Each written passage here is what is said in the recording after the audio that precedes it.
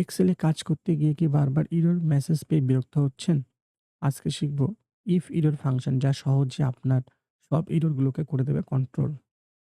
ভাবুন তো বড় কোনো একটা রিপোর্ট তৈরি করছেন আর হঠাৎ সামনে আসলো div 0 na error.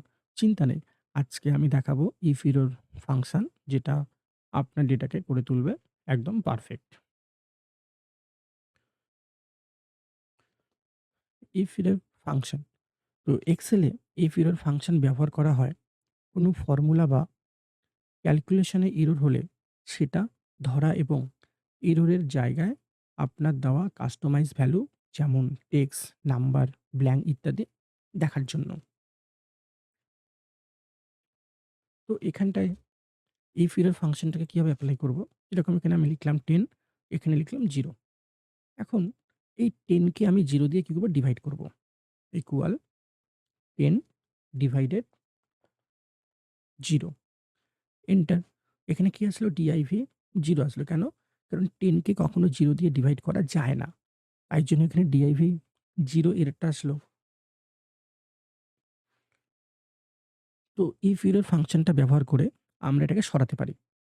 Equal if error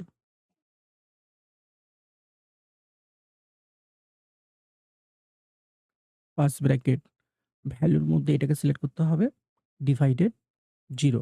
তো আগে 10 কে সিলেক্ট করলাম, তারপর ডিভাইডেড 0, যে 10 কে 0 দিয়ে ডিভাইড করব। কমা, এরপর হচ্ছে ভ্যালু ইফ এরর। এর মানেটা কি? তো এর মানে হচ্ছে আমার কাস্টমাইজ যে টেক্সটটা সেটা কি শো হবে সেটা এখানে লিখে দিতে হবে। ডাবল কোটেশনের মধ্যে লিখছি এরর ফাউন্ড।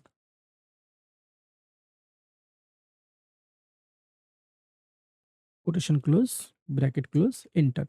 তো যেহেতু এখানে 10 কে কখনো 0 দিয়ে ডিভাইড করা যায় না, তাই জন্য এখানে এরর ফাউন্ডটা চলে আসলো কাস্টমাইজ টেক্সট হিসাবে। তো এইখানটায় আমাকে div এররটা দেখাচ্ছে কিন্তু এখানে দেখাচ্ছে না। তো আরেকটা এক্সাম্পল হিসেবে দেখে নিচ্ছি। যেরকম এখানে VLOOKUP এর ফর্মুলাটা আছে, এখানে টেবিল তৈরি করা আছে, আর এখানে কিছু আইডি নাম্বার আছে। এখন আমি S0005 লিখলাম।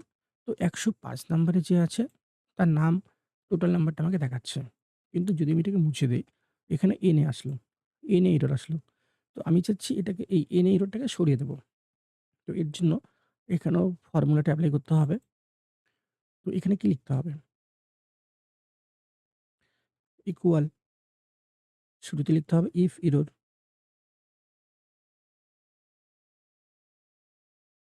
ফার্স্ট ব্র্যাকেট, এরপর লিখতে হবে VLOOKUP, আবার ফার্স্ট ব্র্যাকেট। এখন VLOOKUP এর ফর্মুলাটা দিতে হবে। তো লুকআপ ভ্যালুর মধ্যে আমাকে এই সেলটাকে সিলেক্ট করতে হচ্ছে। কারণ আমি এই সেলের মধ্যে নাম্বারটাকে লিখে সার্চ করছি। কমা, টোটাল টেবিলটাকে সিলেক্ট করতে হবে। কারণ এই টেবিলের উপর ডেটাটা সার্চ হবে। কমা, নেম আমার টেবিলে কত নাম্বার কলামে আছে? ১ নাম্বার, ২ নাম্বার। তো এখানে হবে 2, কমা দিয়ে 0, ব্র্যাকেট ক্লোজ, কমা, ডাবল কোটেশনের মধ্যে এররের মেসেজটা লিখতে হবে যে কাস্টমাইজটা কি শো হবে এখানে। তো আমি লিখছি not found, quotation close, bracket close, enter. তো এখানে কি হলো? তো যেহেতু এখানে কোনো আইডি নাম্বারটা লেখা ছিল না, তাই জন্য এখানে নট ফাউন্ড লেখাটা শো হচ্ছে। কিন্তু এটাতে যেহেতু আমি ইফ এরর ফাংশনটা দিলাম না, এখানে এনে এররটা দেখাচ্ছে আর এখানে দেখাচ্ছে নট ফাউন্ড। এখন যদি একটা আইডি আমি এখানে লিখি, আমাকে দেখিয়ে দিচ্ছে।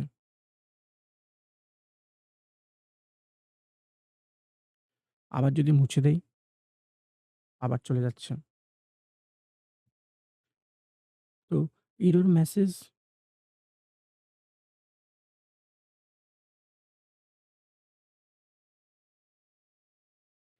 তো এরর মেসেজ লুকিয়ে ইউজারকে ক্লিয়ার আউটপুট দেখাতে সাহায্য করে।